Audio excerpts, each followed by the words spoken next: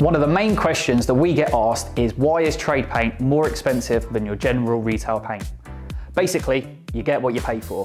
Superior performance. Trade paints has a higher opacity than your standard DIY/retail paints and therefore provides better coverage. And with trade paints like Albany, you get 30 to 40% better coverage, meaning less coats overall.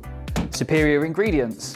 The formulation of trade paints mean they are more durable and they tend to keep their colour for a longer period of time. They can also include specialist ingredients to provide additional superior properties, such as protection against fungal growth and anti-corrosion, not readily found in DIY paints. Superior knowledge.